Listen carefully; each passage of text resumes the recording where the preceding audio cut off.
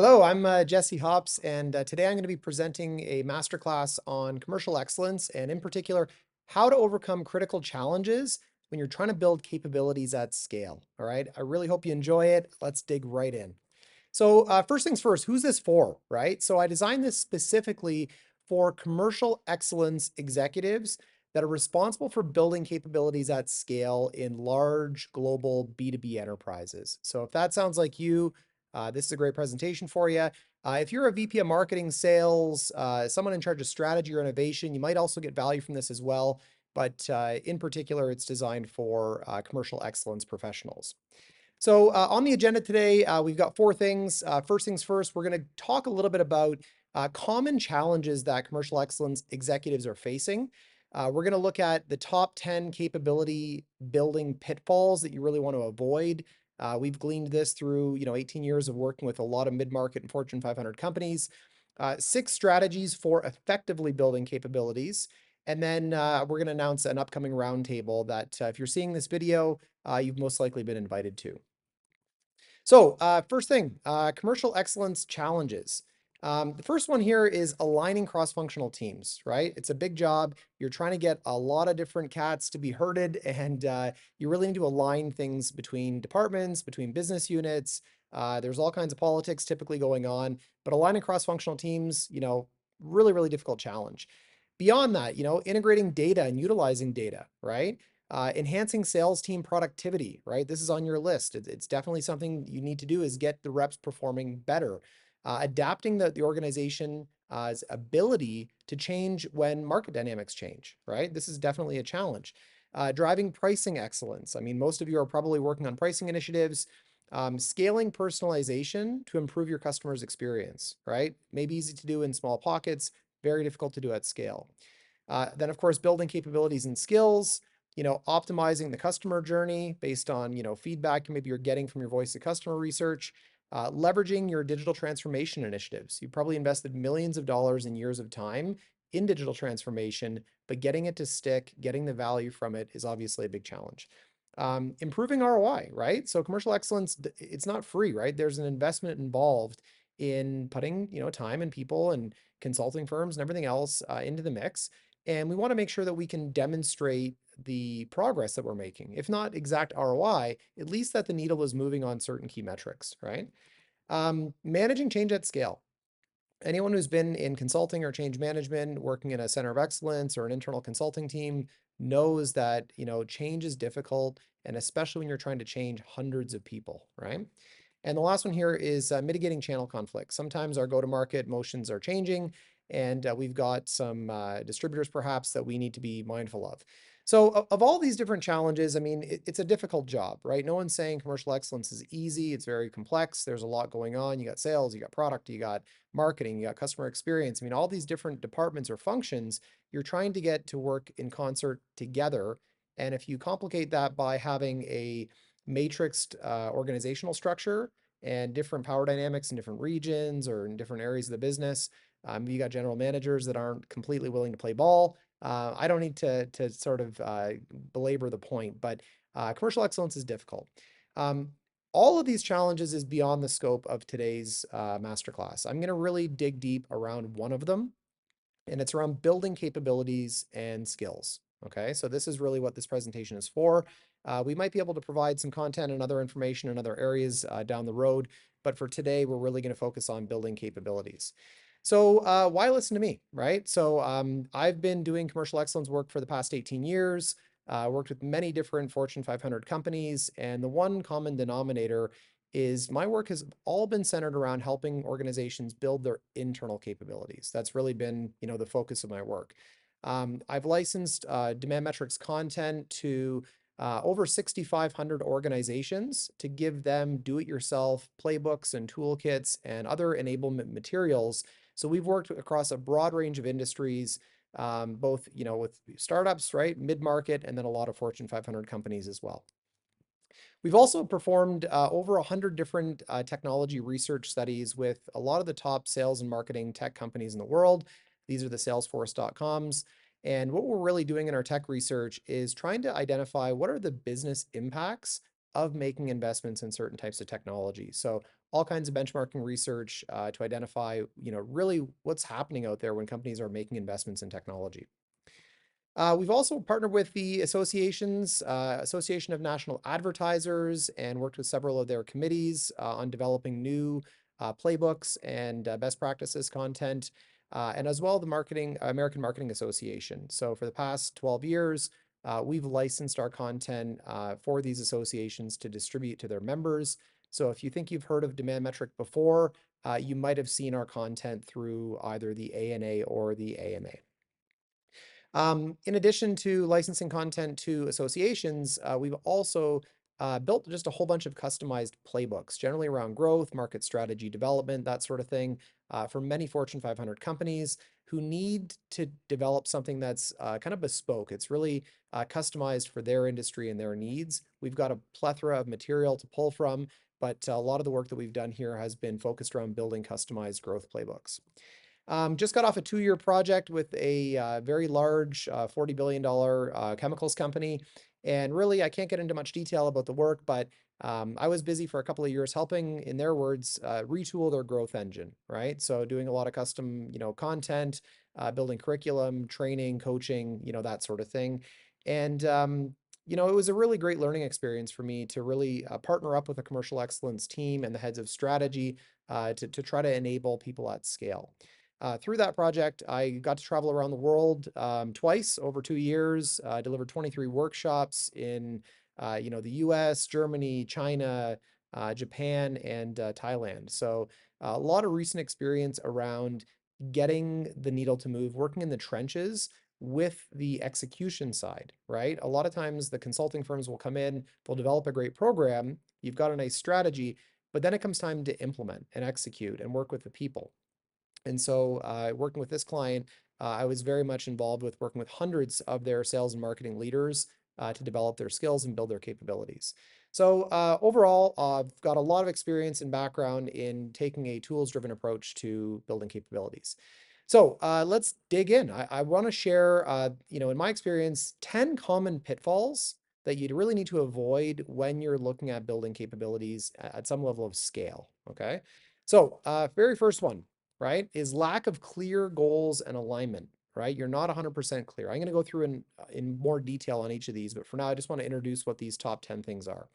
The next is not having enough leadership support, right? So there's kind of a program going on, but in the end, you're not getting the buy-in from all the general managers, all the people that are in positions of authority that need to support the initiative.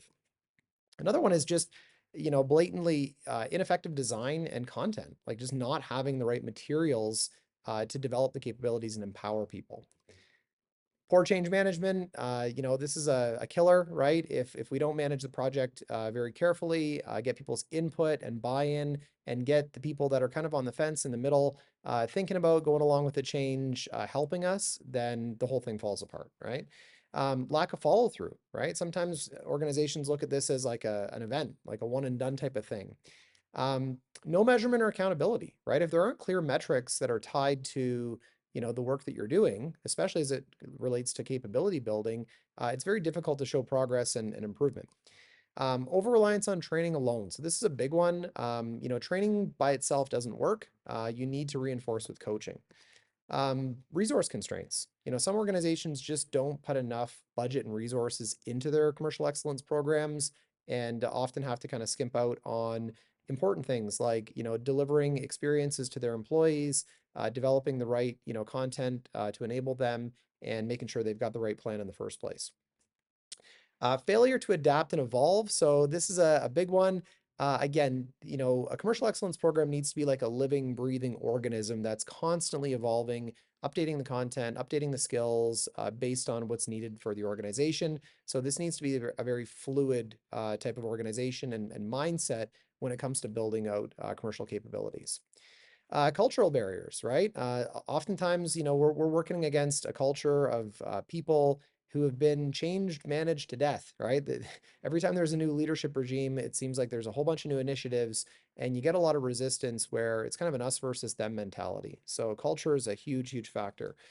So to dive in a little bit deeper here on each one, I'm gonna, basically break down a few points, right? So When it comes to not having the right goals and alignment, right, for your capability building program inside your commercial excellence program, if you don't have really well defined goals that are tied to business metrics and outcomes, if it's something vague like just we're going to try to improve skills around here, that's not going to be enough to drive this through to fruition, right? So you really need to link to measurable KPIs. It could be win rates, it could be qualified leads generated. I mean, any sort of business metrics, employee satisfaction scores, whatever they are, we need to take a benchmark at the beginning and make sure we know what needles we're trying to move, right? Sometimes, the goals are really just not integrated with the overall corporate strategy, right? So it can become a very siloed effort where you've got this group trying to impact the organization, but if cascading down into the business units where a lot of times the power lies, the general managers sit, if they're not aligned and bought into the strategy overall, it really just doesn't, work because these general managers don't see this as a high priority and don't push the initiative. So it's very critical you're clear on your goals and you've got a lot of alignment through the organization tied back to your corporate strategy. Second one, so insufficient leadership support, right?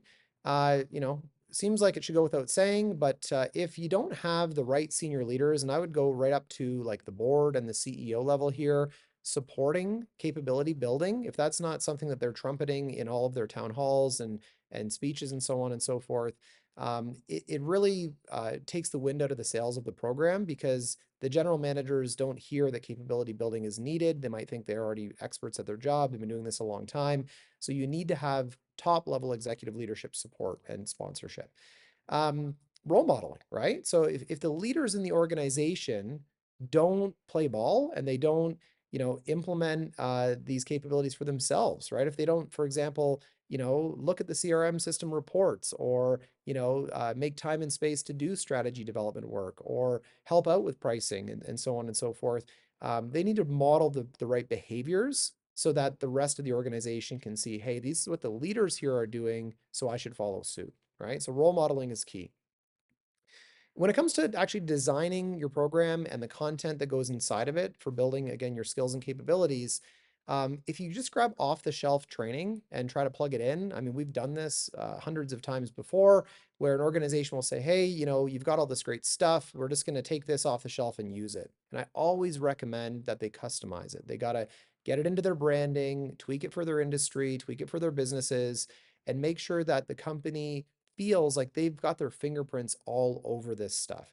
And more importantly, that they're involving people, respected leaders in the design of the content or the customization of it. So it kind of has this built here feel to it. It's not this, hey, we're trying to ramrod something and we found off the shelf.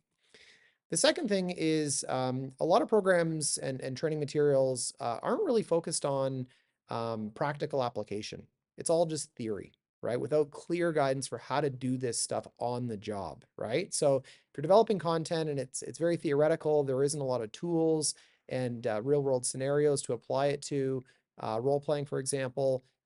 People just don't really understand how to connect the training that they're receiving, the information, with how to change their behaviors in their job, right? So practical application, really critical thing to nail down.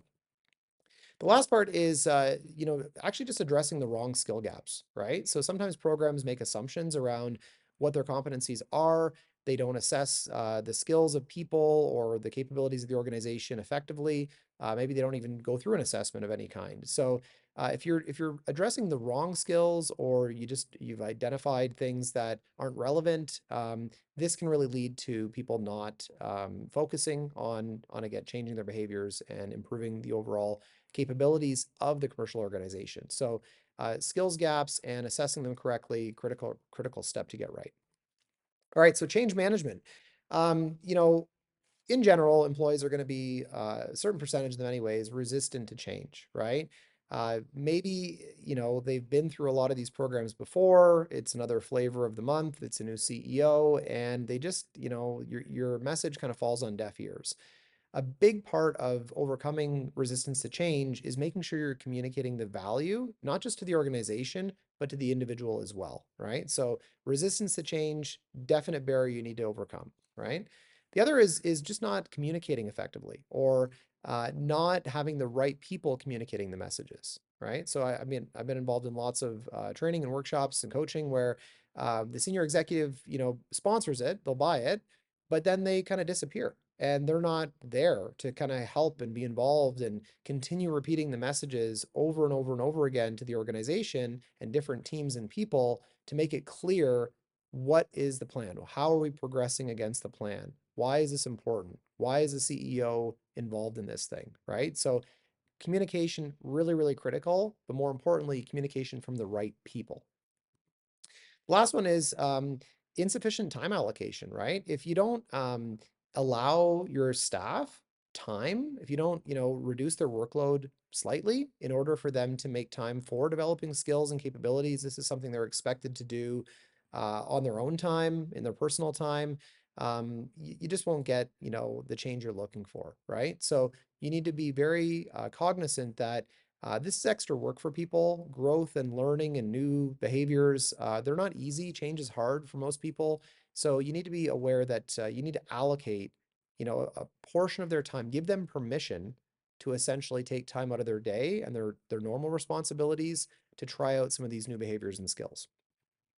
All right, lack of follow through. So um, the first one I want to kind of point out here is just no reinforcement mechanisms, right? If you don't have follow-up coaching or tools and resources to make things really practically applicable, hold people accountable after they've been initially trained on a new concept, then they'll generally revert to their old habits. This is very, very common. You need that ongoing reinforcement. People learn over time.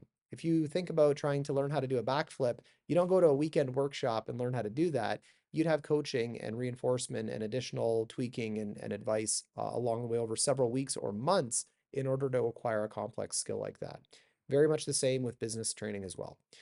Um, Absence of a continuous learning, program, right? So if capability building is viewed as an event, like an episodic thing that just sort of happens once, as opposed to an ongoing process where over time you're looking to generally build up the skills and knowledge of the workforce, then the knowledge that is provided will generally decay, right? People forget 80% of what they hear in training within a month, right? And so this needs to be viewed as something that's continuous learning and ongoing development, not as a one-off event. The last one is, if managers are not involved in reinforcing the day-to-day learning, if they're not on board and reinforcing as well, then the employees are really unsupported. They just, they went to this training, they saw this new concept, they learned some theory, but if their management team and the people they report to aren't constantly coaching and reinforcing them, again, they'll just go back to their old habits and the learnings will kind of fall to the wayside. So that's lack of follow through. Measurement and accountability, right? So if you don't have KPIs or metrics to assess the progress, the return on the investments that you're making into capability building, it's very difficult to maintain any sort of ongoing buy-in and commitment to the learning process. So having clear KPIs around, are we trying to affect the employee satisfaction? Are we trying to improve people's performance review scores? Is there a particular business metric we want to get better at? Maybe that's our win rate. The KPIs need to be really, really clear and tied back into our accountability systems, right? The other one is not tracking progress, right? So if you don't check in with your staff and, set the objectives that you've got this new capability or skill to learn, if you don't have, proactive performance reviews and monitoring and really integrate any of your commercial excellence programs into your HR processes, then you just won't really know if you're moving the needle with individuals or at scale, right? So tracking progress, absolutely critical pitfall and mistake to avoid. The last one is just not holding your staff and your management team accountable to apply the new skills. If you just teach them, give them some tools, and then you never really check in to see if they're doing it, using it, applying it, then that's really on you. That's a pitfall that a lot of organizations fall into. They say, well, we gave you the material, we trained you, why aren't you using it? And then they wonder why they don't get the results. Well, you need to, hold people accountable. This is where coaching can be very, very effective with that. All right, so over-reliance on training, this is probably the number one killer, right? So what a lot of people who are not from, the training or consulting world don't really understand is that people don't actually learn and apply changes to their behavior through training alone, right? It's not enough, right? If you're not reinforcing with on-the-job learning and your program is just focused around providing classroom training or e-learning, and you're not helping your staff integrate their new skills into day-to-day activities over time, right? This is generally a process that takes weeks or months to develop a new skill, then don't be surprised if people just don't really pick it up, right? So you can't just train. You have to provide training, resources, coaching, and tie that into your performance tracking systems and hold people accountable to these new skills. Um, Another major one, and this is where a lot of organizations come to us here at Demand Metric, is they don't provide any tools or resources, right? Playbooks, templates, just different resources that help take the skills and the knowledge and make them easy to apply, right? So if you don't have a good set of playbooks for, market strategy development or doing analysis or, doing key account planning, whatever the thing would be, without checklists, without templates, staff really they just don't know how to apply what they've learned, right? So tools and playbooks, critical, right? The last part is not having an ongoing coaching program, whether that's done internally or you work with external coaches. People learn, especially adults, through ongoing coaching and asking questions, right? They've heard the concepts, they understand in theory, but when it comes time to apply the learnings to the real world situations, often that's where they fall short, they forget, they don't know how to apply. So they need coaching over time to really reinforce the skill development. All right, couple on resource constraints, right? A lot of commercial excellence programs just blatantly underinvest, right? They just don't have the funding or the staffing. There isn't enough commitment from senior management to effectively provide the right tools, the right training, the right coaching in order to get the skill development that they're looking for. So this is the kind of thing where either do it correctly or just don't do it at all, because a lot of dollars can be wasted if you just do training and you don't provide ongoing coaching support or provide tools and playbooks to reinforce what's been learned. So underinvestment, absolute pitfall. Time pressures, right? So staff are busy, right? Managers are busy, general managers are busy, everyone's busy. But if they're expected to participate in new programs, they might view that as, hey, this is just extra work for me, right? So the organization, right from the CEO down, needs to communicate that we're a learning organization, right? This is what's going to help us compete in the long run. So we need to invest 10% of our time or something along those lines to developing our knowledge, our skills, and learning new ways of working. Without that permission and people feeling under the gun, under deadlines and projects that they're trying to do, you don't want your learning and development to be something that's viewed as, if I get around to it, I'll get to it. You need to alleviate some of that time pressure in order to make time and space for people to actually learn. This one I think is on the commercial excellence team, right? Failure to adapt and evolve based on what you're learning. If your content isn't changing, if you're just kind of sticking with the same old stuff that you've had for years and years and years, you're not going to make your stuff better over time. You need to take feedback from your staff, your employees, and tweak it, right? You got to learn from experience and constantly be evolving the content and the approach, right? So if market conditions change, maybe there's a big acquisition or a merger, things are different. Your content needs to keep up with the pace of change in your organization. The other is, again, trying to use a one size fits all approach, right? So generally there may be a diverse set of needs, right? In different regions, right? There's different business cultures, different learning methods. I mean, things are much different in Southeast Asia than they are in the US, for example. Failure to adapt your approach to different cultures or different scenarios generally, creates contention, right? The way that we train and engage and activate people in Japan is much different than it is in Canada. So, we want to take cultural differences into account as well. Last one here is just general cultural barriers in the internal culture, right? So the business culture.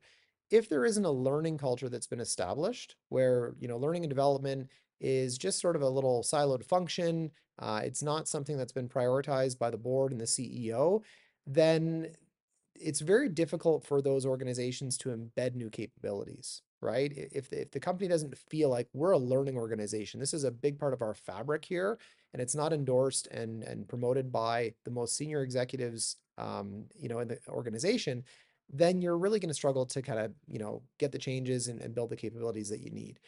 The last is fear of failure, right? Like a lot of employees, they're nervous to try new things when the pressure's on, right? If they're in a high stakes situation and you're trying to teach them a new way to propose something and they're used to doing it, the old way, they may be reluctant to take risks and try things. So we need to really, provide psychological safety and security to people to learn, to fail, to try things and learn from their experiences. Last but not least, if this whole capability building initiative is viewed as a top-down mandate, corporates coming in to let us know how we can do our job better because we're not effective, it's not going to work, right? You need to, even if it is a very much top-down driven initiative, employees and staff need to feel listened to. They need to feel like they're involved in the process, and that you care about their feedback and you actually follow through and adapt your program based on what they're telling you, right? So if you're doing training or workshops or coaching, you're not asking them proactively for feedback on either the design of the training or how the facilitation went and not incorporating that feedback. That's a surefire way to get a whole bunch of people talking about the program negatively and encouraging others to not really pay attention. So overall, if you walk in any of these traps, right, these 10 different pitfalls, the results can be really disastrous. I mean, you can waste millions of dollars in resources, years and time, not really get an ROI from your program.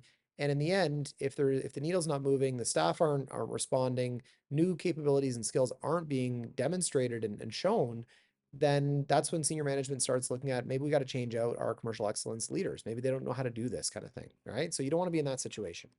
So the second part of this presentation is about, what can you do proactively to effectively build capabilities, right? So I'm going to share with you 6 different strategies that we found to be really effective in our practice here. First one here is getting really, really tightly aligned with the business strategy at the very, very outset. Okay. The second is getting the right buy-in from all the senior leaders, not just the top level, C-level team, but also the general managers, the regional leaders, all the executives that need to sponsor and more importantly, role model the right kind of behaviors and get involved and be pushing for it as opposed to detracting against you. It starts with leadership.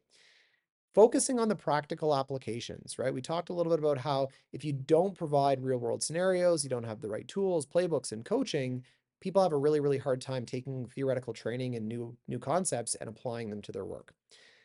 Integration into daily work, right? So on the job learning is the critical piece here, right? We need to break things down and get out of the classroom, get people back into their environment where they're working and meet them where they're at, right? Make adding these new skills and behaviors part of their routine, right? And part of that, really comes down to helping them apply what they learned in the training in the work day to day. And that's where really the coaching comes in. Measuring and iterating, right? So tracking KPIs, very closely, getting feedback, refining your program. And lastly, developing a learning culture, right? So we talked about this earlier, but basically what you want to do here is encourage continuous improvement, not perfection, progress. The whole goal here is progress, not perfection, okay?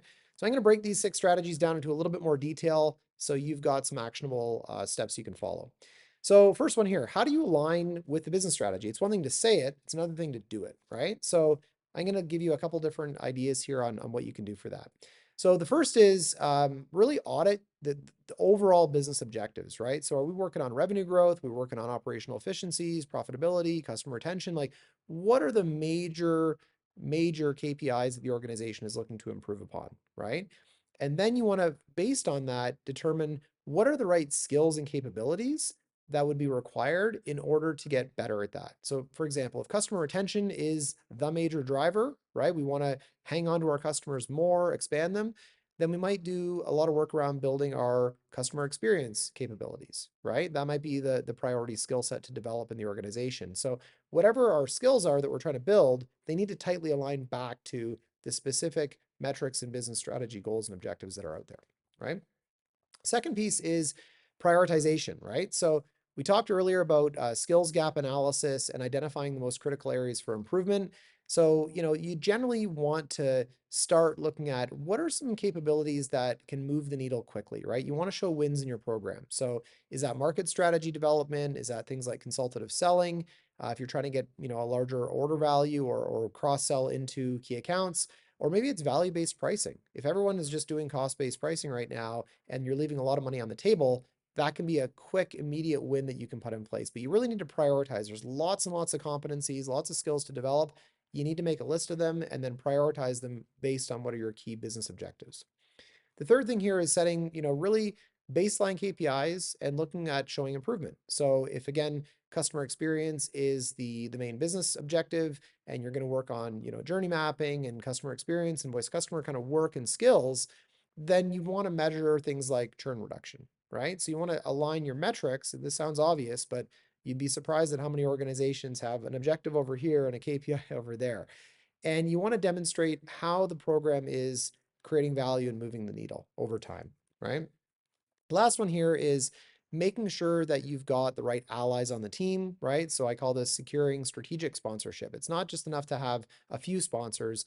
You have to have the right leaders that ultimately have influence in the organization on board with the program, right? You got to make sure that they're aligned, that they're driving this change through, and ultimately, build the case of what's in it for them. How are they going to achieve their performance bonus if they get behind this initiative, right? So those are just 4 quick tips or areas of how you can implement an alignment with business strategy in your program.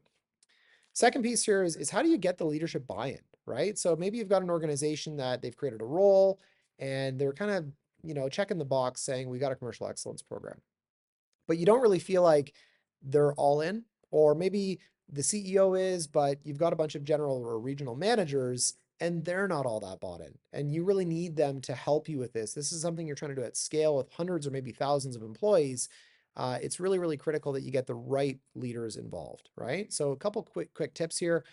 First, engage them early in the process, right? So in the design phase, when you're building your plan, don't just get, pulled out working with a consulting firm and build your amazing commercial excellence grand plan. Go and interview and talk to some of these senior leaders in different areas, especially the ones that are kind of difficult or resistant to change or you think that aren't going to buy in, and make sure that you're engaging them very, very early in the process and ensure that you've got an extremely senior level sponsor behind the whole program, ideally the CEO. Okay. Next thing here is show, where the ROI can come from, right? How is this going to help people actually achieve their goals and help them hit their bonus? So you can either use case studies and share how other organizations have done this before. You can highlight competitors that are doing this as well in the industry to drive a sense of urgency and get leadership to make sure they put the right level of effort and resource, not just money, but also time and attention to communicate the value of capability building as a part of your commercial excellence program. Third one here is get your managers involved, right? So you want to do a lot of train the trainer stuff here. You don't want to be relying on outside firms forever. They might help you in the initial phases of getting your content developed, maybe facilitating or delivering some workshops or training or coaching. But you need to develop these skills and behaviors in your internal team, right? So you want to get your mid-level management team involved in your commercial excellence program. Look for some rising stars, right? Who are the people that are ultimately looking to move upward in the organization, make an impact, and would be willing to go a little bit above and beyond to help support your program. So this isn't just your super senior executives, but your mid-level management team as well. Last one here is you got to over communicate, right? So, provide updates on progress, successes, any challenges that you're facing, and then use dashboards and reports to show your KPIs, not just to get the leaderships to buy in initially, but to maintain that buy-in over time. These are multi-year programs, and the typical tendency is a lot of enthusiasm up front.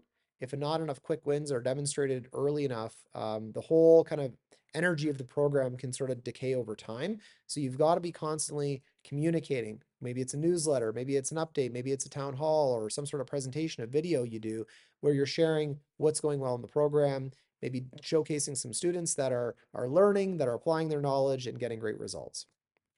All right, so next thing is how do you get really, really practical, right? So how do we focus on practically applying conceptual knowledge, right? So we're trying to take, information that is generally at, the MBA level or the master practitioner level and permeate that through the rest of the organization so that people that are in day-to-day kind of jobs, individual contributors, can use these new skills in order to drive the business growth forward, right? So around practical application, first things first is you want to integrate real world scenarios. You don't want to just give, some theory and then some tools and not be able to connect the dots between applying this concept, this tool to a real world scenario. So when you're designing your training, take some existing examples, right? What's a real deal you're working on? What's a real market you're looking to tap into?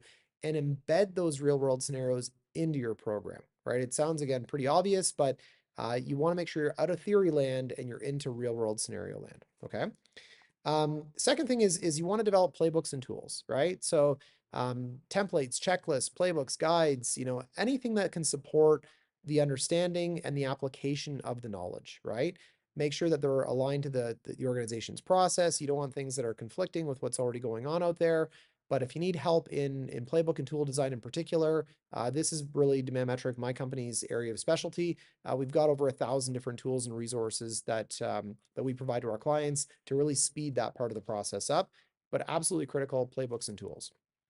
The next part is role playing and simulations, right? So we like to do like think tanks and challenges, and you can pretend you're doing a negotiation, pretend you're doing a discovery call, pretend you're putting a proposal together, pretend you're trying to figure out how to price something for a new product that you're bringing to market to really capture the value that this new solution provides. That's better than their next best alternative, right? And really understand how we go through that process. So when you're doing workshops, it's not about just sharing information. It's about getting people doing the work, right? They learn by doing. So you want to make sure that you set up role-playing scenarios where people can apply the theory to what they're working on. So I generally say it's 20% theory, 80% application, whereas a lot of programs are focused on just show the theory and throw it over the fence and see what sticks. That doesn't seem to work. Last piece here is assigning coaches and mentors, right? So whether they're internal or external people who've got experience doing this, they're experts in this skill, connect those people with your staff, right? Whether it's a bi-monthly kind of call, if you have to do a weekly team check-in, I mean, whatever it would be, have a coaching and mentorship program so that your training doesn't just end and kind of go away without having, real impact. You're over time developing skills and answering questions, but make sure that your coaches are qualified and they're not just mindset coaches. They also understand the technical hard skills of doing the job. I like to use former senior executives that have, are close to semi-retirement, but have really mastered a lot of different business skills. They're often available to coach with staff that are looking to kind of, move forward in their career and get up to that senior executive level. All right, so how do you actually integrate new behaviors into daily work, right? So first things first is you really want to embed learning directly into your processes, right, in your system. So for example, if you've got a CRM system, right, you might want to add a module into it that provides some sales playbooks, right? So you've got your learning opportunities sitting right there inside the tools and the systems that people are already using, right? We also want to encourage team leaders to review learning, right? Tie that into their weekly meetings, right? Have learning be on the agenda. This is all part of how you kind of create that culture, right? But, bring the learning to where people are already working. Second idea here is this idea of on-the-job learning. Okay, this is a really, really hot topic right now, and we want to immediately apply skills in their live environment. So maybe you go to the training, you do a workshop, they develop a plan, and then you coach and follow up instantly after that for the next 2 or 3 months to really make sure that that's been driven home and they're actually applying it to the real world situation, right? You can also use things like job rotations or different stretch assignments for people that are maybe in a role below where this skill is necessary and incorporate this into your leadership development program. So maybe you've got a manager of marketing and you're considering moving them to a product management role, bring them into some of the product management training, right? Get them, skilling up in some areas to help them move forward in their career. Last one here is providing continuous access to tools and resources, right? So you want to create, if you don't have a learning management system already in place or a university, develop something like that so you have on-demand access, not just to training, but tools and resources, right? You want to offer short and sweet learning opportunities, maybe like short 5-minute videos. Hey, here's how to do a key account plan. Here's how to do a market analysis. Here's how to do a business case, right? So you can have these modular little programs so that after you've gone through the training, you've gone through coaching, you've developed the skills, you've rolled out the training and the tools, people can go back somewhere and refresh their memory as to what they've already kind of learned. It's not about what's taught, it's about what's caught. And sometimes we'll need to kind of catch it a couple of times before it really sinks in. So make sure you've got continuous access to your tools and resources. Last one here is around scheduling check-ins, right? So you want to have recurring meetings that are going on with your managers and the coaches to talk about how the people are actually progressing, right? So if you have an incorporated coach to manager discussion about a particular staff member that you're working on developing, that's something you need to incorporate into your workflows so that it becomes part of the manager's daily routine, that they're getting progress reports and updates on how these employees and staff are progressing, right? So there they can reinforce and provide some additional feedback. All right, so how do you actually measure and iterate on your commercial excellence program and how it relates to your capability building? First thing is, again, make sure you got the right metrics, right? Is it adopting a tool? Is it just showing up to their coaching sessions? I mean, how do you actually measure whether the skill development is happening, right? Is it they attended the workshops, they completed an online course, they attended so many sessions, right? So we want to check the individual metrics on operating the program, but we also want to look at the business metrics, right? So is the sales pipeline velocity improving? Are NPS scores improving? Is revenue moving in the right direction? So there's kind of two levels of metrics, one around, the program activity metrics, the other around the business outcomes and results.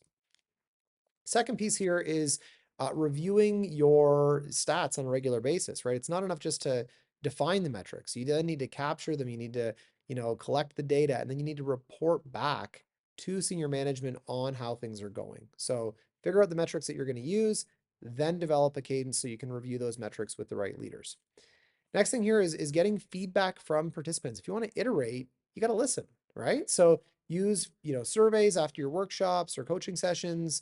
You can do focus groups with your internal employees as well. Figure out what's working, where do improvements need to be made to the content, to the delivery, to the ongoing coaching and support, and really actually deal with the challenges, right? You can't just hear them and then not listen or not implement anything.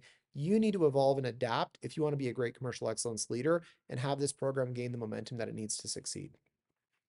Last point here is iterate based on insights, right? So, you want to refine your tools, your content, your mechanisms for delivery, all these things based on that feedback, and make sure that you're testing new approaches, generally in smaller groups, kind of pilot groups, to really see if new approaches are going to be, land well and be effective before rolling them out to the larger group. But you want to be always constantly testing, iterating, and evolving your program. All right, so how do you build learning culture, right? This is a really interesting topic, right? Culture is hard. They say it eats strategy for breakfast. I completely agree.